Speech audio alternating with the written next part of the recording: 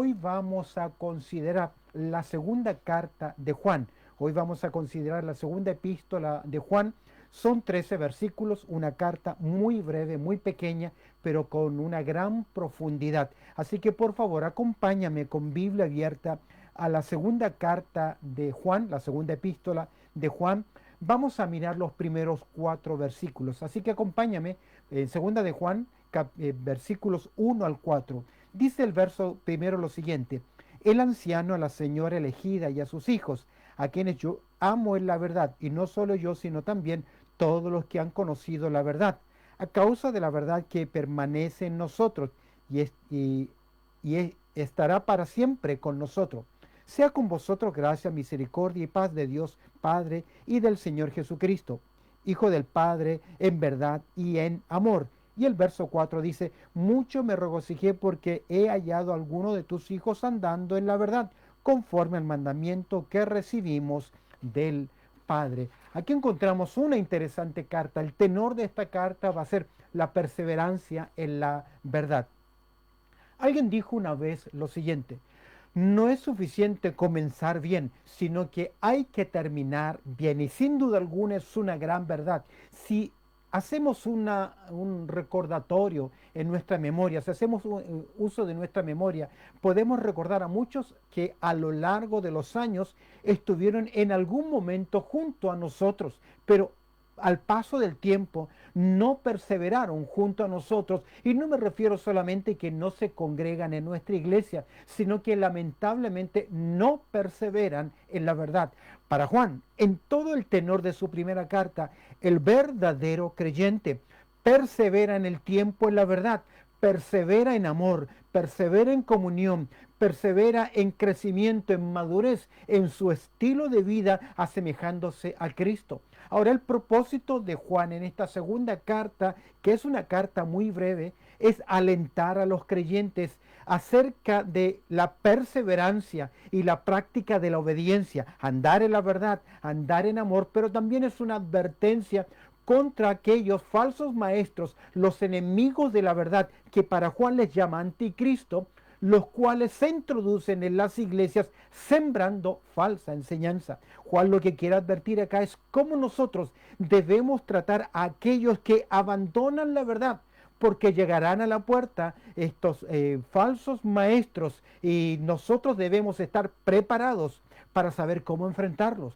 Para Juan hay que conocer la verdad, hay que perseverar en la verdad y no hay que darles la bienvenida. Para esto se requiere que usted y yo podamos conocer la verdad, saber discernir, pero sobre todo saber interpretar correctamente las escrituras. Y creo que por ahí pasa el gran problema de la iglesia. No me refiero a nuestra iglesia, sino de la cristiandad en general, que porque nos hablan de la verdad, porque nos citan versículos bíblicos o porque nos dicen cosas de exhortación interesantes, ya creemos que nos están enseñando las escrituras. Escúcheme bien, el llamado es que nosotros debemos profundizar y examinarlo todo y retener lo bueno. Y Pablo aconsejó a Timoteo saber trazar bien la palabra de verdad. Al final de este escrito, Juan quiere alentar, quiere advertir, pero también anuncia una posible visita, porque él tiene algunos temas que quiere compartir con sus destinatarios cara a cara.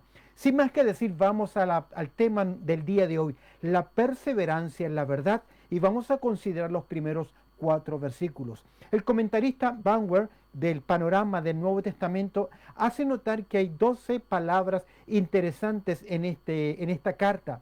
Él menciona la palabra verdad, la palabra mandamientos, la palabra doctrina, que van apareciendo en total 12 veces, y yo añadiría también el término andar, el término amar, el término perseverar, ya que amor es mencionado 3 veces, perseverar es mencionado 2 veces, y es un fuerte énfasis en resistir aquello que es el error.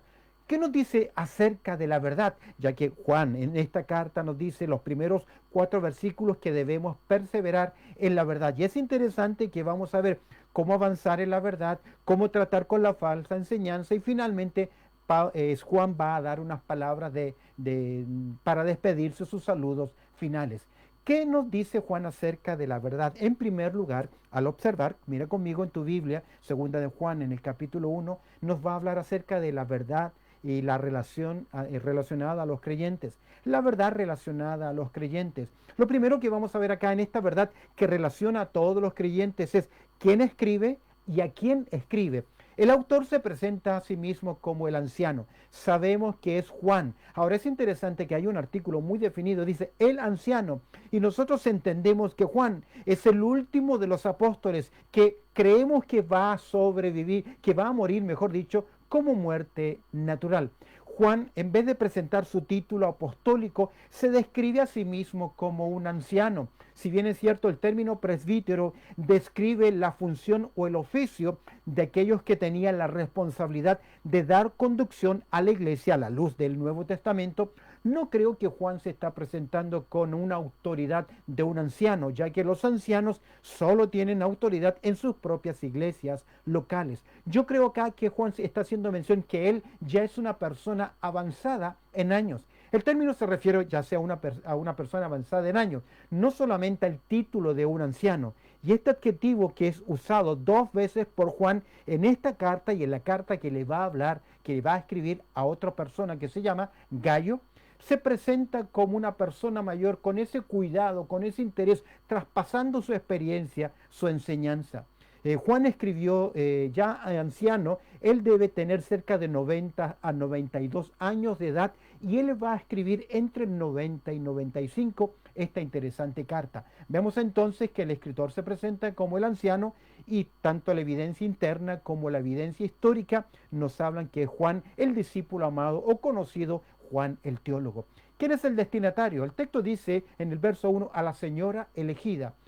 Algunos consideran que el término señora es usado de forma metafórica para señalar a alguna iglesia local en algún punto determinado. Algunos añaden que puede ser la iglesia en Jerusalén y que está utilizada en forma metafórica y que sus hijos, porque el texto dice a la señora elegida y a sus hijos y que los hijos se refieren a los miembros de la iglesia local.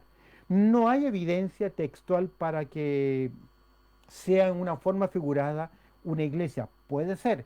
Tiendo a creer que se refiere a una persona en particular, al igual que su tercera carta que es dirigida a un tal Gallo.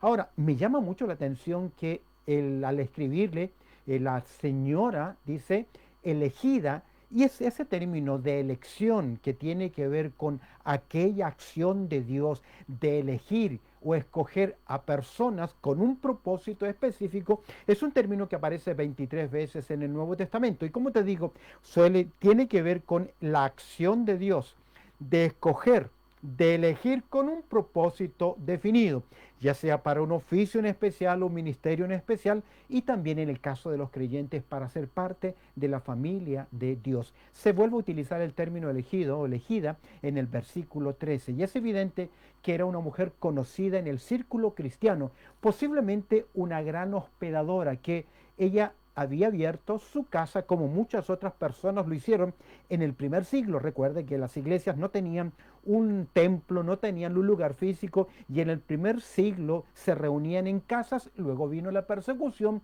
y tuvieron que reunirse como leíamos en el libro Las Catacumbas, en cuevas subterráneas, en el bosque, a escondidas porque el imperio romano perseguía a muerte a los cristianos. Esta mujer abrió las puertas de sus casas y es posible por el tenor de la carta que no logró discernir que también proliferaban falsos maestros y ella también le estaba dando la bienvenida en su casa a falsos maestros quienes potencialmente estaban afectando a la congregación, a la iglesia. Sus hijos es una referencia a los hijos de esta señora, también que fueron conocidos, como vamos a ver en los versículos siguientes, por su testimonio en la fe, es decir, por perseverar en la fe y evidenciar el amor. Observa que es interesante que al mirar la verdad relacionada con los creyentes, vemos el autor del escrito, vemos el auditorio, que es la señora con sus hijos, y vemos el amor expresado. Juan dice estas palabras: a quien yo amo en la verdad, a quien yo amo en la verdad. Claramente Juan vuelve a mencionar ese tema contundente que desarrolla en su primera epístola. El amor la evidencia de una persona que ha pasado de muerte a vida. Y Juan dice aquí, a quien yo amo en la verdad, claramente identifica el amor. Es el tema frecuente en su primera carta. Y Juan expresa no en forma sentimental su amor por la señora, sino como la disposición de aquel vínculo que todos los creyentes tenemos. Recuerda, Juan capítulo 13, verso 34, el capítulo 15, verso 12, donde el Señor Jesucristo nos da ese mandamiento, un nuevo mandamiento doy, que os améis. Pablo señala lo siguiente en Romanos capítulo 12, verso 10, amaos los unos a los otros con amor fraternal. Ahora, el amor es el resultado natural de nuestra vinculación, de nuestra unión con Cristo. Cuando el Espíritu Santo produce ese cambio en nosotros, derrama su amor sobre nuestras vidas. Romanos capítulo 5, verso 5, y a la vez es el fruto en el creyente. El fruto del Espíritu es amor. Por lo tanto, el amor es el producto natural de aquellos que han conocido la verdad. Esa es la primera de 4 menciones que Juan va a hacer acerca de la verdad en estos versículos. Dice Juan que nosotros amamos, él escribe, a quienes yo amo en la verdad, y agrega, y no solo yo.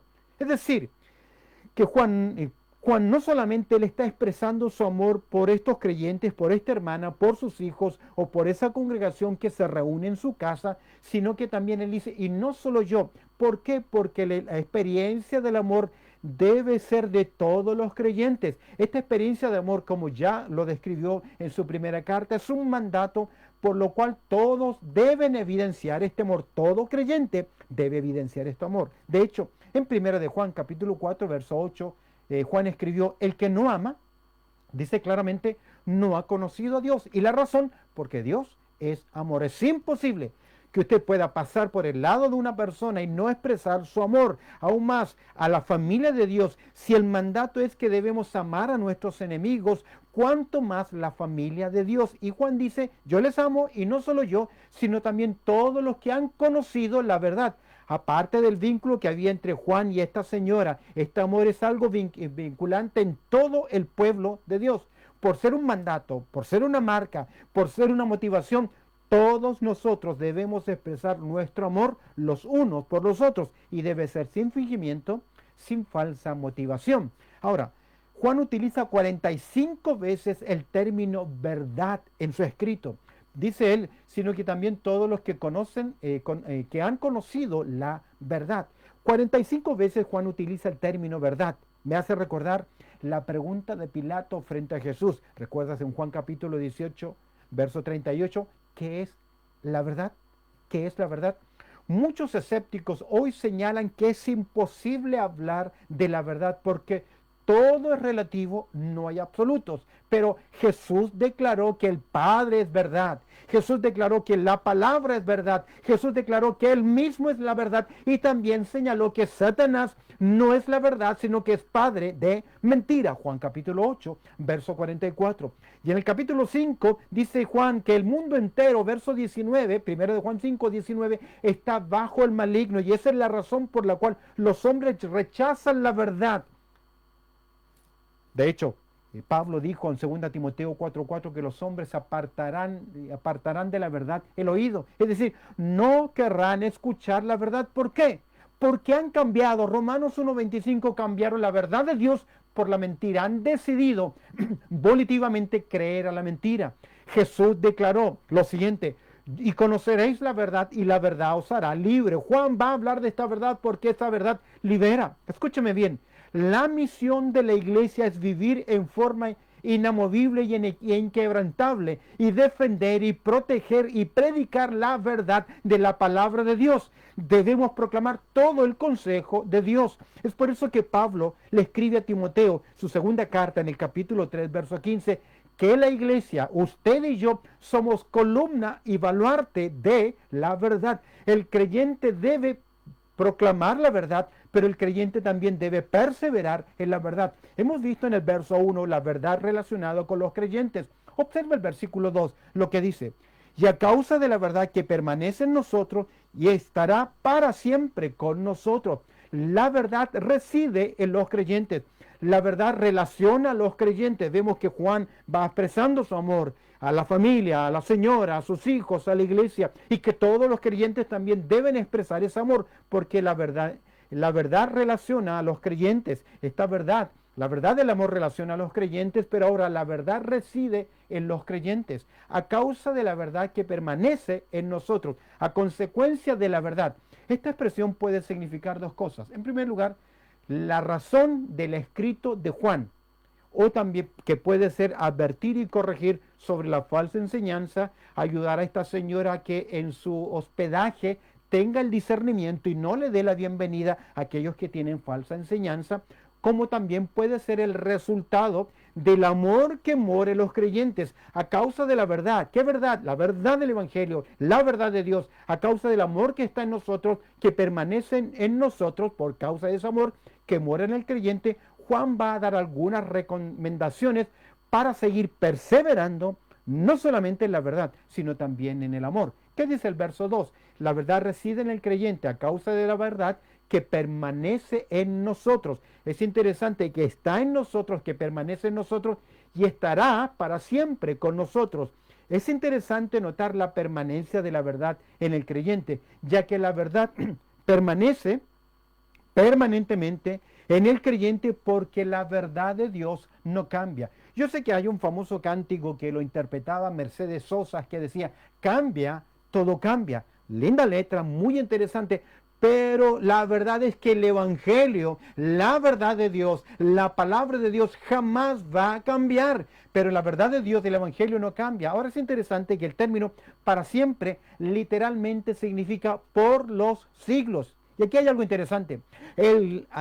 La verdad es el Señor Jesucristo. Jesús dijo, yo soy el camino, la verdad y la vida. Jesucristo dijo que el Espíritu Santo es la verdad. Y Jesucristo también declaró, tu palabra es verdad. Así que el Señor Jesucristo, el Espíritu Santo, la palabra de Dios moran en nosotros. ¡Qué tremenda bendición tenemos! Es por eso que vemos la verdad reside en el creyente. Observa el versículo 3.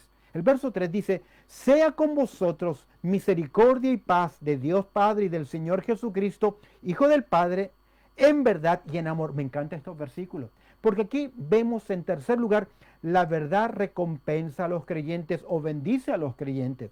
La verdad relaciona a los creyentes, la verdad reside en los creyentes permanentemente, porque el cielo y tierra pasarán, pero su palabra no pasará, y la verdad recompensa o bendice a los creyentes. Observa lo que Juan dice en el verso 3. Sea con vosotros, y mira esta terna, gracia, misericordia y paz. Término muy frecuente en los escritos paulinos y que tiene una connotación teológica muy interesante. En primer lugar, hablamos de gracia. Si bien es cierto, siempre definimos como gracia don no merecido, la gracia de Dios pone en acción el actuar de Dios a favor del pecador. Dios se mueve por gracia, por su amor y por su gracia, al dar lo que jamás el hombre, usted y yo, podíamos lograr, la salvación. No hay absolutamente nada que el hombre pueda hacer para obtener la salvación. De hecho, el pensamiento arminiano cree que en algún momento hay algo en el interior del ser humano que lo puede conducir a buscar a Dios. ¿Recuerdas ese canto que solíamos cantar? Tanto tiempo busqué y al fin te encontré. No es una verdad teológica, no es una verdad bíblica, porque usted y yo estábamos muertos en delitos y pecados, y un muerto no puede responder a nada. Ya no hay forma de revivir a un muerto, y esa es la experiencia traumática de muchas personas cuando parte a la eternidad el ser querido, por más que le gritemos, que le hablemos, cuando se fue la vida, cuando ya está muerto, ya no hay nada más y no puede responder al mundo de lo real. Es por eso que la gracia de Dios mueve a Dios a actuar a favor del pecador, y como se mueve en gracia, el hombre obtiene misericordia, que es la consecuencia de la gracia, que Dios no nos da lo que nosotros merecemos. En latín es interesante porque esta palabra significa miseria y corazón, tener corazón hacia el que está en miseria. Y Dios, al mirarnos en nuestra miseria, no nos da lo que correspondía, el castigo, la pena del pecado. Por el contrario, nos da al Hijo, quien pagó, gloria a Dios, por nosotros nuestra deuda de maldad y pecado. Y como consecuencia de la gracia, de la misericordia, usted y yo obtenemos el resultado de la paz. El resultado de la paz es la gracia y misericordia en nuestras vidas. La paz garantiza nuestra entrada para con Dios, nuestra relación eterna con Cristo Jesús, la cual se obtuvo en la cruz. Y es por eso que me encanta Romanos capítulo 5, verso 1, que dice, justificados pues por la fe, tenemos paz para con Dios.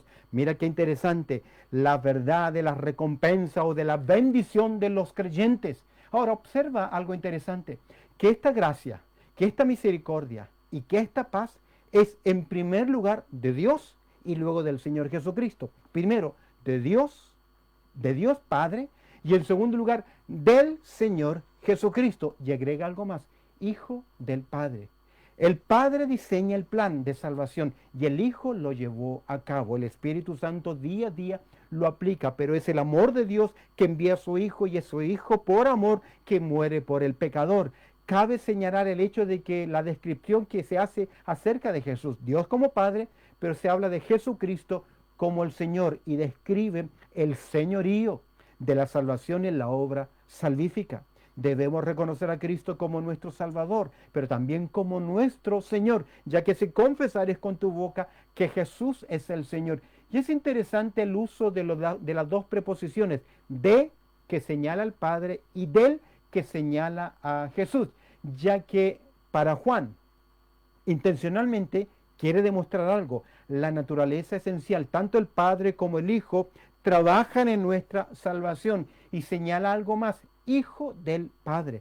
Juan, intencionalmente, al llamar a Jesucristo Hijo del Padre, está señalando que Jesucristo pertenece a la misma esencia del Padre. En otras palabras, que Él es Dios. Y esto es una abierta confrontación a la falsa enseñanza que ya estaban recibiendo estos hermanos en su contexto, donde algunos negaban la deidad del Señor Jesucristo. Al llamarle Juan a Jesucristo Hijo del Padre, lo está haciendo igual a Dios. De hecho, ¿recuerdas en Juan capítulo 5, verso 18, cuando los judíos vienen y quieren apedrear a Jesús, no solamente porque quebranta el día de reposo? Juan 5, 18 dice, sino que también decía que Dios era su Padre.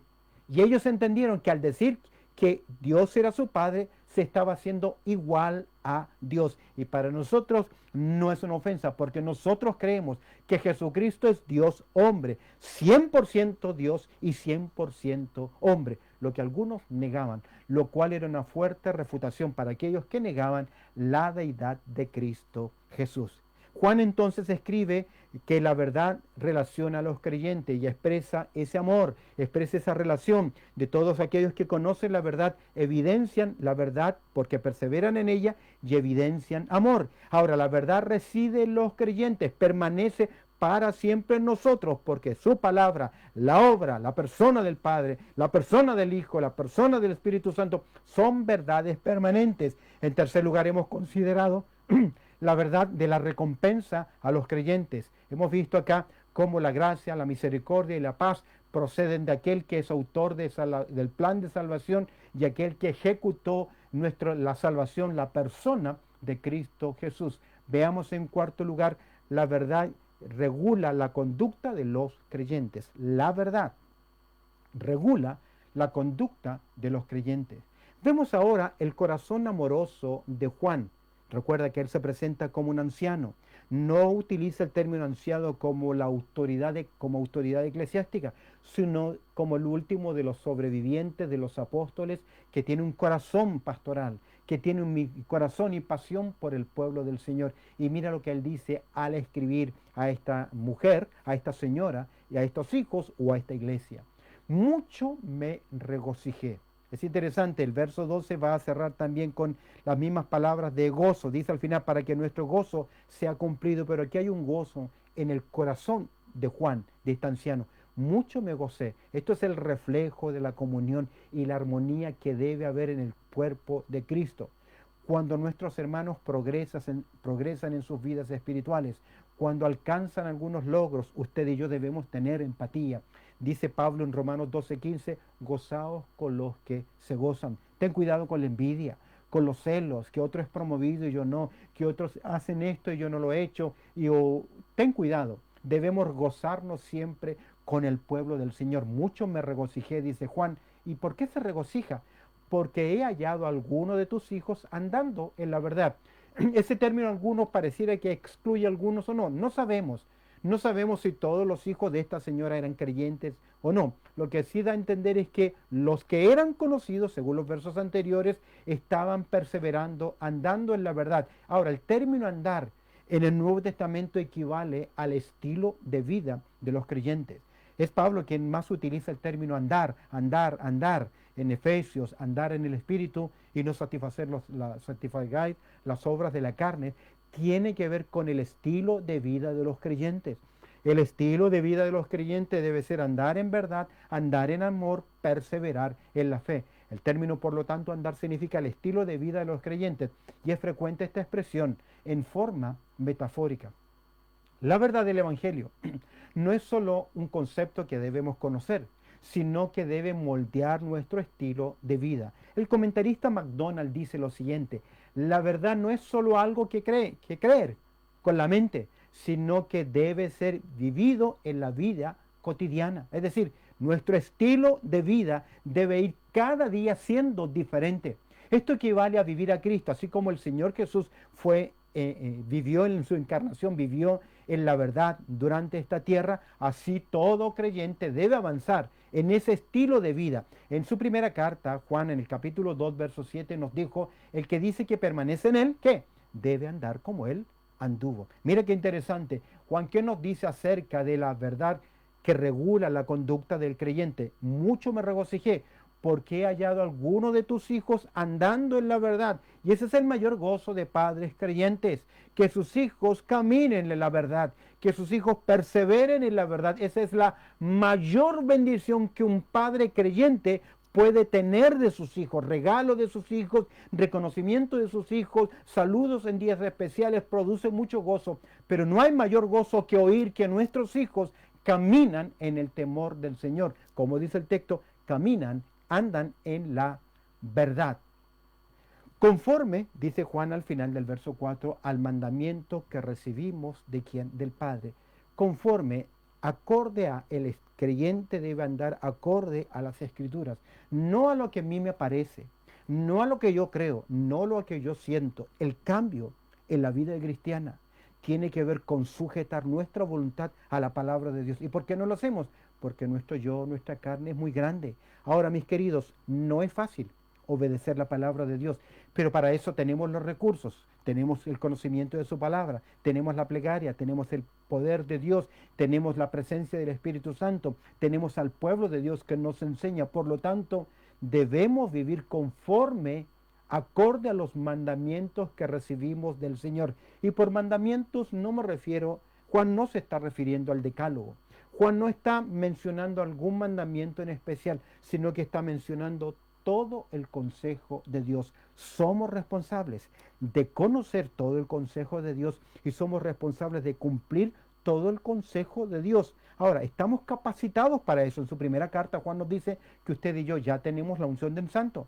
Y también Jesús declaró: mis ovejas oyen mi voz y me siguen. Tenemos todo para poder hacerlo. Requiere de nuestra voluntad y comprender las verdades de la palabra de Dios. En otras palabras, conforme al mandamiento que recibimos del Padre, se refiere más que nada a todo el llamado general de las Escrituras, a andar en la luz, a andar en sus mandamientos, a ser obedientes al consejo de la palabra de Dios.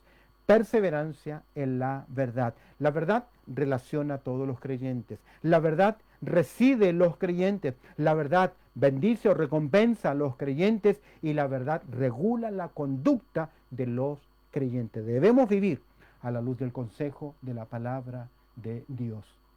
A modo de conclusión, fue el apóstol Pablo quien dijo a los líderes de Éfeso lo siguiente. Cito Hechos capítulo 20, verso 27. Ahí estaba Timoteo, ahí estaba Himeneo, Alejandro, muchos otros líderes, especialmente de Éfeso. Pablo les dice lo siguiente: porque no he rehuido anunciaros todo el consejo de Dios. Pablo enseñó a los creyentes todo el consejo de Dios. ¿Cómo lo hizo? En tan poco tiempo, él conocía las Escrituras, interpretaba las Escrituras correctamente. Sin duda alguna estaba Timoteo ahí presente. Sin duda alguna estaba presente Himeneo y Alejandro. Poco tiempo después, cuando Pablo escribe su primera carta a Timoteo, él le dice lo siguiente, en 1 Timoteo capítulo 1, verso 19.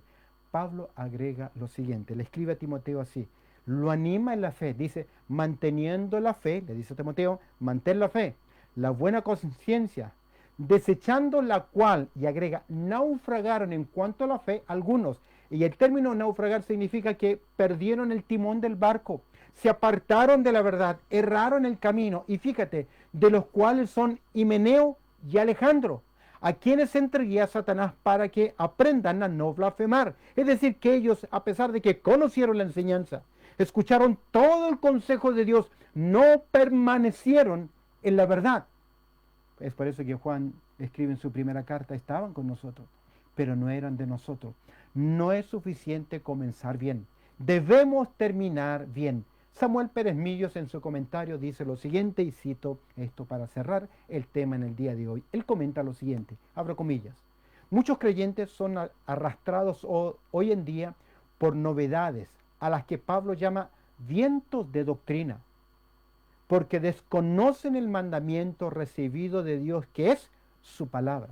Jesús estableció la obligación de enseñar a los convertidos todas las cosas que os he mandado. Mateo capítulo 28, verso 20. Una vida santa, ejemplar, ante el mundo y ante Dios, solo es posible cuando se da tiempo a la meditación de la palabra de Dios. Cierro comillas. Muchas veces no somos capaces de discernir la verdad del error. ¿Sabe por qué? Porque no conocemos la palabra de Dios, no comprendemos la palabra de Dios o no sabemos interpretar correctamente la palabra de Dios. No todo aquel que lanza versículos y aplicaciones está enseñando realmente el consejo de la palabra de Dios. Salmo 119, verso 11 dice lo siguiente, en mi corazón he guardado tus dichos para no pecar contra ti. Vemos aquí, interesantemente, una razón. En mi corazón he guardado tus dichos. Hay una decisión, conocer la palabra, y hay un resultado, para no pecar contra ti. Si usted quiere vivir una vida que agrada al Señor, persevere en la verdad.